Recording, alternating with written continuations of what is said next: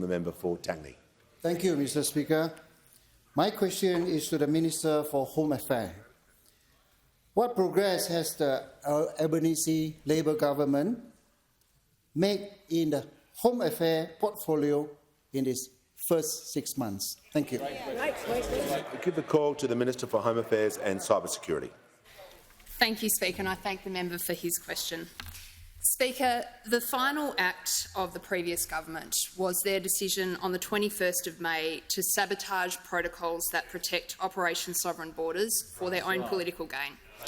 And the Parliament will remember that the former Prime Minister directed the former Home Affairs Minister. The Home Affairs Minister will take a brief 21 pause. seconds, Speaker. We'll just pause for a moment. In 19 seconds in, I will hear from the Manager Opposition Business. Standing orders are very clear.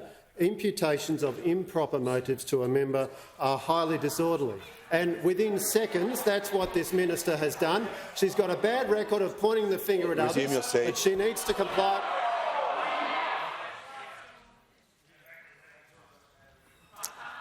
I'm going to ask the Minister to begin her answer again and to refer to the question. I'll give her the call. Thank you so much, Speaker, and they don't like it much when we talk about this subject, do they? For very good reason. And I'm actually referring to facts that were found in a report that was provided to me in July of 2022 that demonstrated that the former Prime Minister directed the former Home Affairs Minister, who's getting quite vocal over there, to order a senior military officer to issue a public statement about a live military-led operation in which young Australians in uniform were at risk. She didn't do it herself. She asked a public servant to do it for her. The report that was released to me about this incident, he's already had his go. He's already had his go, Speaker. The Minister will pause. I'll ask the Manager of Opposition to state the point of order, otherwise I will sit him down pretty quickly. This point of order is on relevance. The question was about the progress the Albanese Labor government has made. It wasn't. Resume your seat. Resume your seat. Order. The members on my right will cease interjecting so I can hear from the Leader of the House.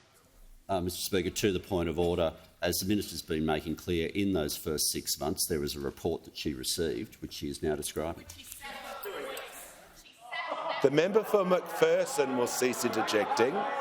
Before the Minister resumes, the question was the question was about progress in the past 6 months. The Minister is being entirely relevant, and I do not want her interrupted for the remainder of her time. I'll give her the call. I know, sometimes the facts hurt, Speaker. It found in this report that the Minister and her office had interfered inappropriately with the work of the public service and demonstrated that the former government put their political interests above the national interest, and this is an approach that I see right across the Home Affairs portfolio. Speaker, the House will remember that one of the first actions of the former member for Cook on becoming Prime Minister was to abolish the Cybersecurity Ministry. Well, haven't the chickens come home to roost on that one?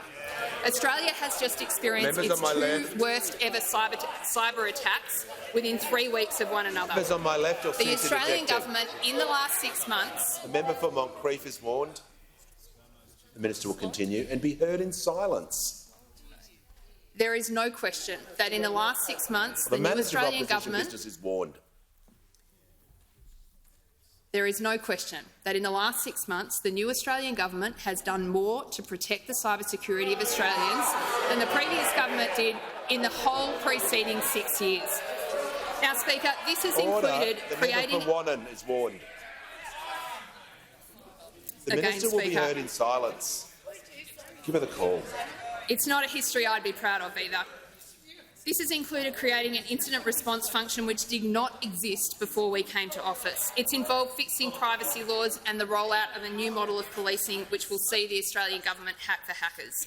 And there is a lot more work to be done. There will be more cyber attacks, but we are punching back for the first time in this critical area of policy.